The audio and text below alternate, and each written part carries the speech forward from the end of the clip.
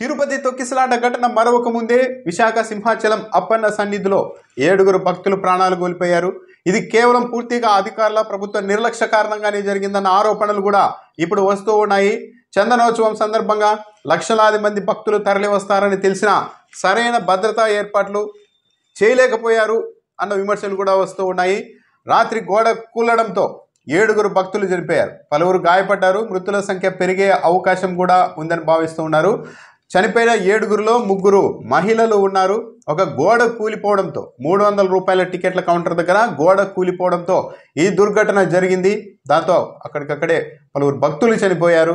ఈ దుర్ఘటన పైన తీవ్ర విమర్శలు వస్తున్నాయి. తొలుత 7 మృతి చెందారు. ఆ తర్వాత గాయపడిన వారిలో మరొకరు కూడా మృతి చెందడంతో మొత్తం మృతుల సంఖ్య 8కి చేరింది.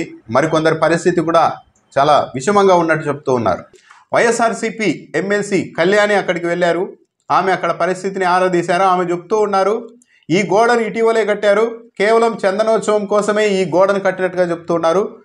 భారీ వర్షం వచ్చి కూలిపోయిందని వీళ్ళంతా చెప్తూ ఉన్నారు. ఒక్క వర్షానికే కూలిపోయేలాగా ఇటీవల ఈ గోడను ఎలా నిర్మించారు, మేము ఆ గోడని మిగిలిన గోడని పట్టుకొని చూసినా కూడా అది ఊగుతోంది, చాలా నాణ్యతా లోపంతో నిర్మించారు, ఏమాత్రం గట్టిగా లేదు. లక్షలాది మంది భక్తులు వస్తారని తెలిసిన చోట ఇలాంటి నాసిరకమైన నిర్మాణాలు ఎలా చేశారు, అధికారులు ఏం చేస్తున్నారు, ప్రభుత్వం ఏం చేస్తోంది, వాటిని ముందే పరిశీలించకుండా కేవలం నాసిరకమైన పనులు చేసి ఈరోజు 7 ప్రాణాలని బలి తీసుకున్నారు. దీనికి బాధ్యత వహించాలి, బాధ్యులు బాధ్యత వహించాల్సిందే అని కూడా వైఎస్ఆర్సీపీ ఎమ్మెల్సీ డిమాండ్ చేస్తూ ఉన్నారు.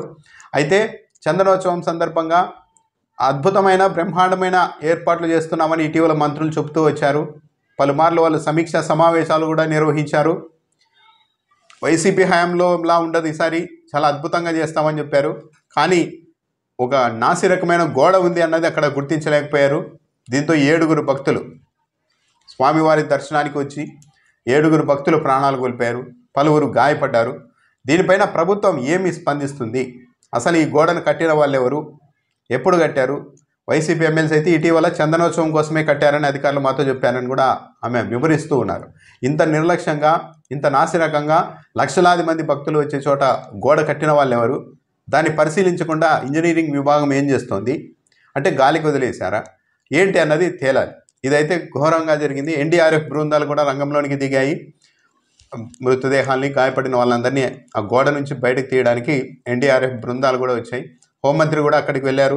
పలువురు రాజకీయ నాయకులు కూడా అక్కడికి వెళ్ళి సహాయక చర్యల్ని పర్యవేక్షిస్తూ ఉన్నారు. గాయపడిన వాళ్ళని హాస్పిటళ్లకు తరలించారు. సో చాలా విషాదకరం ఇది. తిరుపతిలో మొన్న అలా జరిగింది తొక్కిసలాటలో. ఇప్పుడు సింహాచలం అప్పన్న, అసలు ఈ ఆలయ చరిత్రలో ఎప్పుడు కూడా ఇలాంటి దుర్ఘటన జరగలేదని కూడా అక్కడున్న భక్తులు వాపోతూ ఉన్నారు. సో దీనిపైన ప్రభుత్వం ఏం స్పందిస్తుంది, ఎందుకు జరిగింది, ఎవరి నిర్లక్ష్యం ఉంది, ఆ నిర్లక్ష్యం ఉన్న వాళ్ళని ఏ మేరకు చర్యలు తీసుకుంటారు అన్నది చూడాలి.